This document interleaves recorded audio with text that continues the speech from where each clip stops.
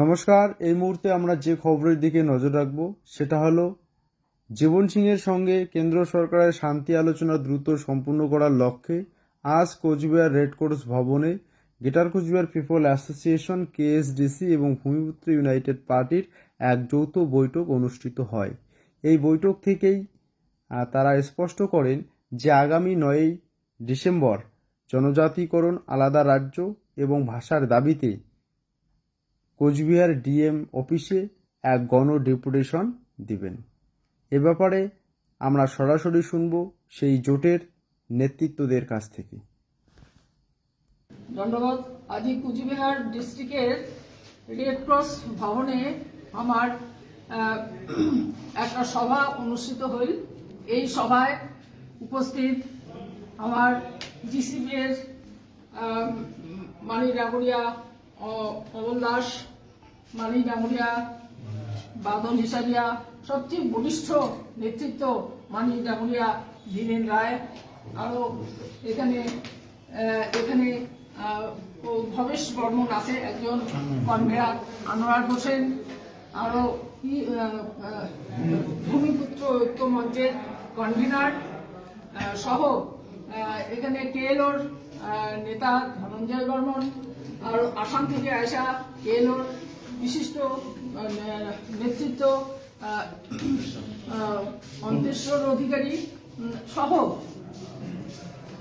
এই যে নেতৃত্ব আমরা যে এখানে উপস্থিত হয়েছি, আমার এই যে মিলিত হয়েছে, আলোচনায় মিলিত হয়েছে, এটার মূল কারণ হচ্ছে আজি আমার জাতির আইকনিক লিডার, আমার জাতি মাটির নেতা জীবন সিংয়ের ডাকে সাড়া দেয়া আমরা ভারতবর্ষের যে সেন্ট্রাল গভর্নমেন্ট জীবন সিংয়ের সঙ্গে আর কেএলও কেএন চিফ ডিএম কোচের সঙ্গে শান্তি আলোচনা আরম্ভ করছে। এই শান্তি আলোচনা দ্রুত সম্পন্ন করার জন্য আজই আমরা এই বিভিন্ন দল সংগঠন মিলি ঐক্যবদ্ধভাবে এখানে আলোচনায় বসেছি। আজই খুব সুখের কথা যে ভারত সরকার ডেকে আনিছে, ডেকে আনিয়া আলোচনা করেছে। 7 দফায় আলোচনা ফাইনাল, শুধুমাত্র চুক্তিবদ্ধ হওয়ার বাকি। তাহলে সরকার কেন এত দেরি করছে? কেন এই চুক্তি করিতে 2 বছর সময় লাগছে? প্রায় 2 বছর হয়ে গেল, এখনো কিন্তু জীবন সিংহ ডিএল কোচের নেতৃত্বে শান্তি আলোচনা সম্পন্ন হইল না। এটাই আমার প্রশ্ন। আগামী 9ই ডিসেম্বর কোচবিহারে নাকি একটা ডেপুটেশন আছে, সেটা কেএসডিসির মানে পক্ষ থেকে। সেই ডেপুটেশনকে সামনে রেখেই কি আজকের এই আলোচনা সভা? না, এটা তো আমার কর্মসূচি একটা। 9ই ডিসেম্বর আমার একটা কর্মসূচি, যে কর্মসূচির মাধ্যমে আমার সেন্ট্রাল গভর্নমেন্ট জানতে চাচ্ছি যে আমার চুক্তি করার জন্য আমার যে কেএলও চিফ জীবন সিংহ ডিএল কোচের সঙ্গে সেন্ট্রাল গভর্নমেন্টের যে আলোচনা, এই আলোচনা কার্যকরী হোক, চুক্তিতে পরিণত হোক। এটা আজকে এই কেএসডিসি জোটে জিসিপি, যে গ্রেটার কোচবিহার পিপল অ্যাসোসিয়েশন যে আছে একটা সংগঠন, সেই সংগঠন আপনাদের সাথে সামিল হয়েছে। তো আর কোনো দল বা সংগঠন আজকের এই আলোচনার মধ্য দিয়ে কেএসডিসিতে সামিল হয়েছে কি?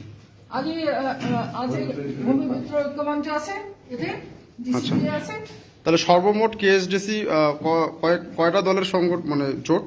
আমরা তো শুরু করছি 28টা সংগঠন মিলিয়ে। ধীরে ধীরে আমার এই কেএসডিসি জীবন সিংয়ের নেতৃত্বে, এই কেএসডিসি জীবন সিংয়ের নেতৃত্বে কি সম্মান রাখে সমস্ত মানুষ ঐক্যবদ্ধ আছে। এটার সূচনা আগামী দিনে একটা জনবিস্ফোরণ ঘটবে এই আমার এই যেটা কুচবিহার বা কামারপুকুরে।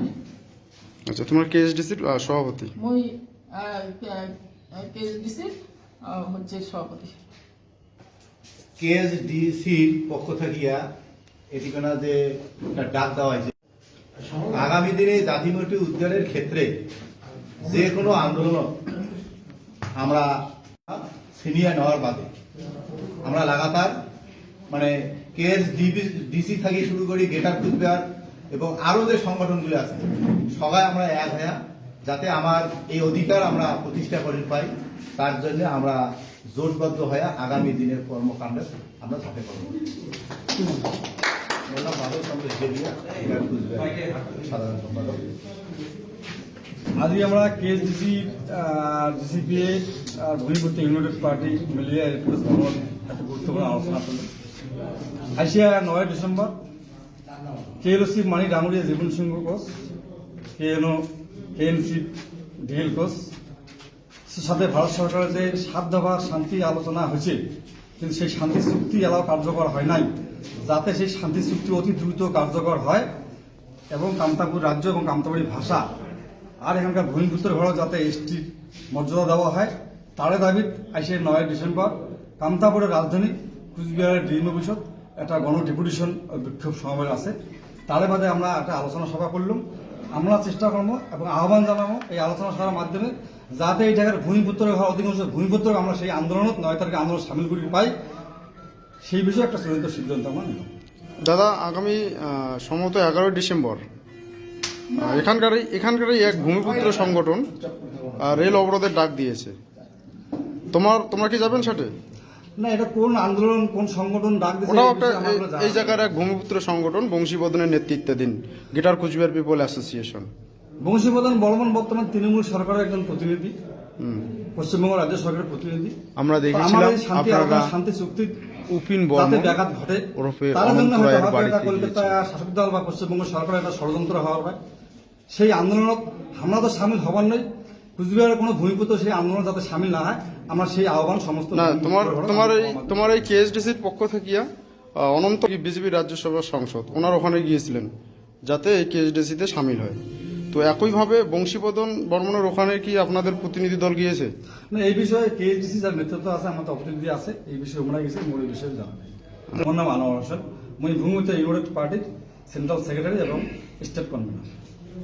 ওই যে কথাটা উনি এড়িয়ে গেলেন,